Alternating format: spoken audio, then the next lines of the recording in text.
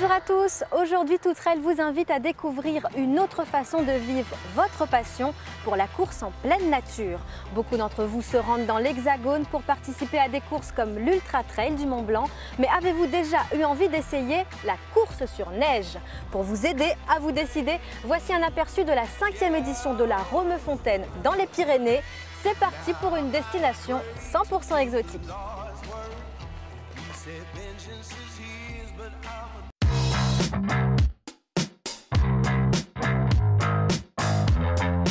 Trail blanc de Serre-Chevalier, trail blanc du Semnoz, snow trail de l'Ubaye. En métropole, les courses sur neige se développent de plus en plus et font fureur parmi les passionnés de trail. La neige offre des ambiances et des sensations différentes, des paysages à couper le souffle.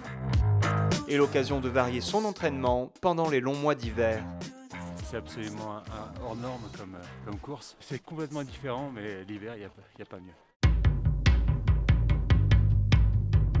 Parmi ces épreuves qui fleurissent dans le calendrier, la Romefontaine, dont la 5e édition s'est déroulée à Font-Romeu dans les Pyrénées-Orientales fin janvier.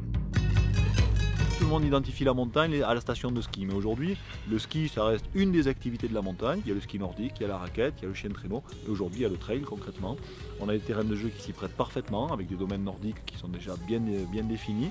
Ici, dans les Pyrénées, c'est encore mieux parce qu'on est sur un haut plateau. Un haut plateau qui offre, les coureurs l'ont apprécié, beaucoup de panoramas. Donc on propose du vrai trail de montagne sur des distances qui ne sont pas ultra, mais du vrai trail de montagne. On a la Cliane classique l'été avec le super parcours. Et donc en montagne, l'hiver, on a également cette Romefontaine dont c'était la 5e édition.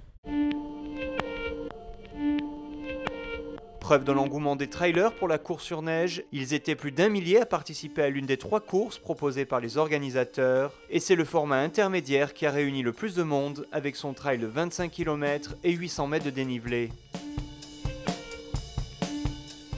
Une petite course à l'échelle de notre île, à peine plus longue qu'une cala ou qu'une boucle du bassin vital, mais ce n'est pas comparable car sur la neige, la progression est bien plus difficile, surtout quand il est tombé 20 cm de neige fraîche dans la nuit.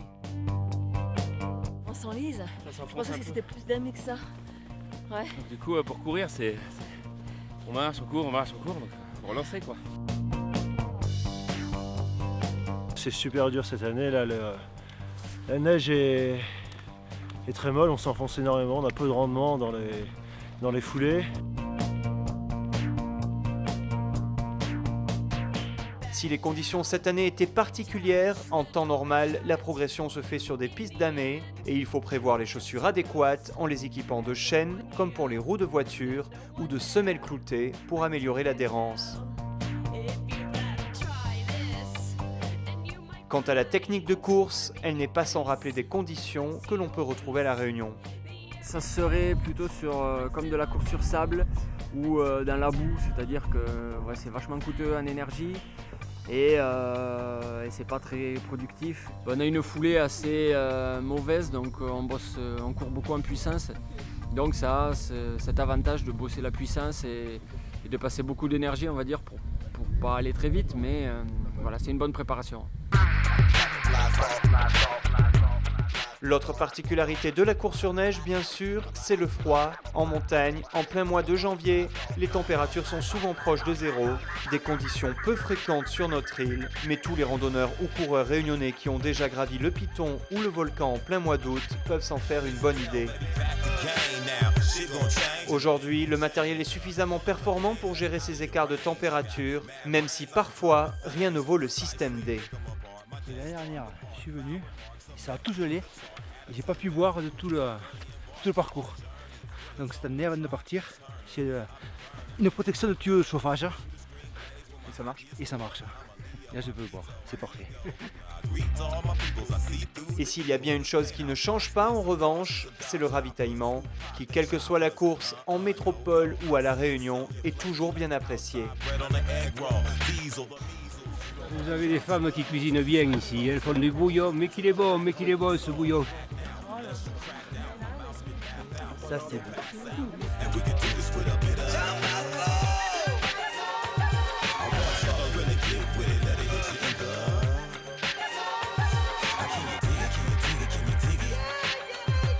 Michel Lannes, le grand vainqueur du format long de cette édition, figure parmi les meilleurs coureurs actuels de métropole. Il est déjà venu participer 2 fois au Grand Raid et malgré un abandon sur l'édition 2012 après avoir longtemps été 3e derrière Kilian Jornet et Iker Carrera, le métropolitain connaît bien les sentiers et les coureurs réunionnais.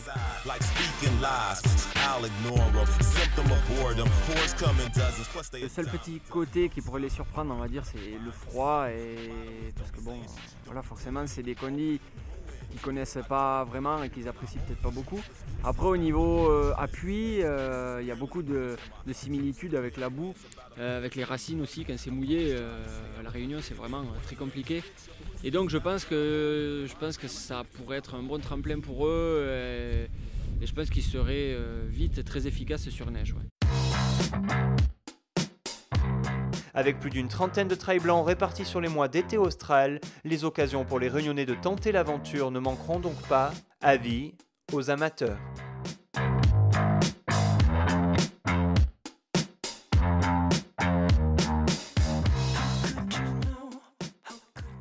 Allez, pour les plus frileux, voici l'occasion de découvrir de nouveaux territoires sans avoir besoin de trop se couvrir. Le Trail de l'Éden, c'est une nouvelle course organisée à Bras-Panon et cette première étape du Challenge de l'Est a remporté un certain succès. Regardez.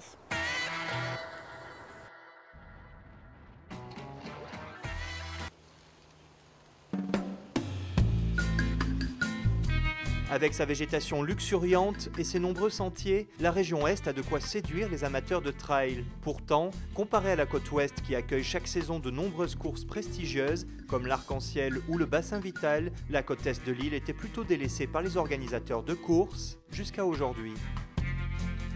Ce dimanche 2 mars s'est en effet déroulée la première édition du Trail de l'Éden dans les hauteurs de Bras-Panon. Anciennement course de côte d'une dizaine de kilomètres, abandonnée depuis quelques années, la course a été remise au goût du jour et remodelée pour créer un véritable trail de 26 km et 1300 mètres de dénivelé. Une nouvelle formule qui a séduit, puisqu'ils étaient presque 500 coureurs à arpenter les sentiers de la forêt d'Éden, dont de nombreuses têtes d'affiche comme Gilles C. Félicité, Johnny Olivard, Jean-Marie Cadet ou encore Jean-Louis Robert. Et aussi un certain Judex Duron, vainqueur de la Transinor et nouveau venu sur le trail. Un succès auquel les organisateurs ne s'attendaient pas. Moi-même, je ne m'attendais pas à autant de monde. Je pensais 300 en espérant, en me disant s'il y a 250, c'est bien. Mais 480, je suis comblé, quoi.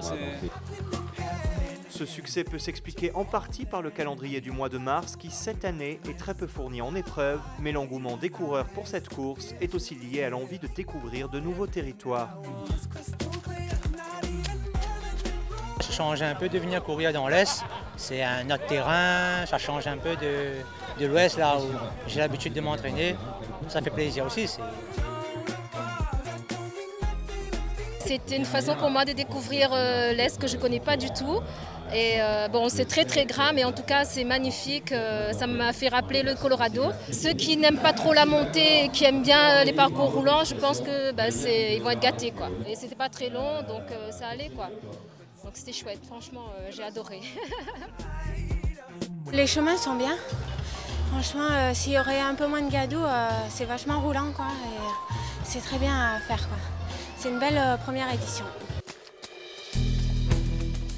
Côté météo, en revanche, l'Est est bien resté fidèle à sa réputation. Si la pluie a en partie épargné les coureurs, il n'en a pas été de même pour les sentiers, les jours précédant la course. Il y a un peu plus, j'ai l'impression, non? C'était pas écrit sur le bulletin d'inscription, je comprends pas.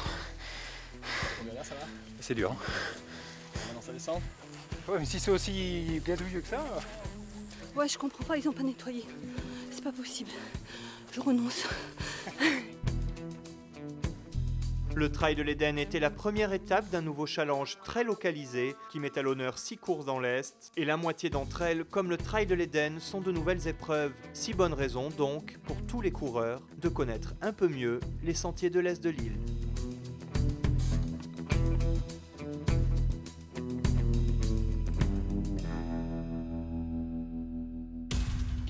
À La Réunion, beaucoup de courses commencent alors que les étoiles sont encore haut dans le ciel. Certaines, comme le Grand Raid, nécessitent même de passer une ou plusieurs nuits dehors. Alors forcément, quand on est trailer, on finit par apprendre à courir de nuit. Mais attention, il y a quelques règles de base à respecter. Tout de suite, c'est notre séquence conseil.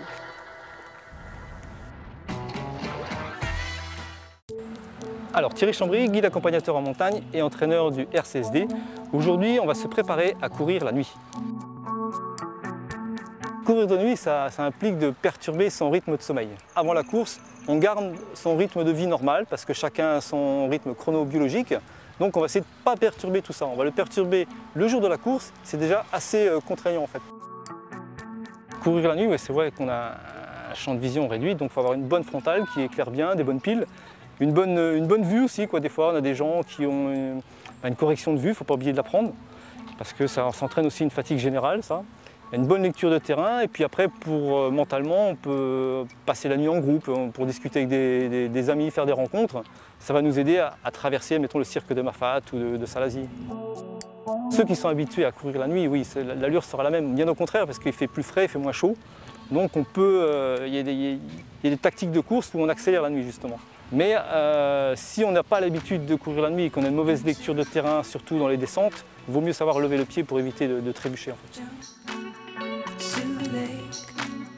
Quand on est sur une course, le Grand Raid, si vraiment on a une fatigue qui est vraiment difficile, qu'on a du mal à se concentrer sur sa lecture de terrain, il faut savoir s'arrêter dans un point de ravitaillement, ne serait-ce qu'un quart d'heure, 20 minutes, un petit sommeil, fermer les yeux et puis après ça va mieux repartir.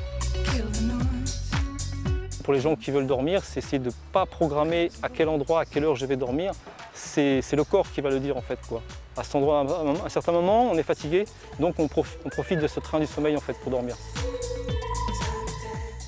L'agenda des 2 prochaines semaines est loin d'être rempli de courses pour les amateurs de trail, mais on note tout de même que pour les fous de multisport, il y a le Rando Raid SFR le 23 mars. En avril, n'oubliez pas que le 6, il y a 2 rendez-vous, la boucle du bassin vital à Saint-Paul et la boucle du Piton des Neiges à Sillaos. Enfin, le 12 avril, tenez-vous prêts pour la 2e étape du Challenge Saint-Roland, le Friction Caldera Trail. Voilà, tout trail, c'est déjà fini. La semaine prochaine, vous avez rendez-vous avec l'excellent Jean-Louis Potin pour Max Ride. Nous, on se retrouve dans 15 jours. D'ici là, n'hésitez pas à visiter notre page Facebook. À très vite.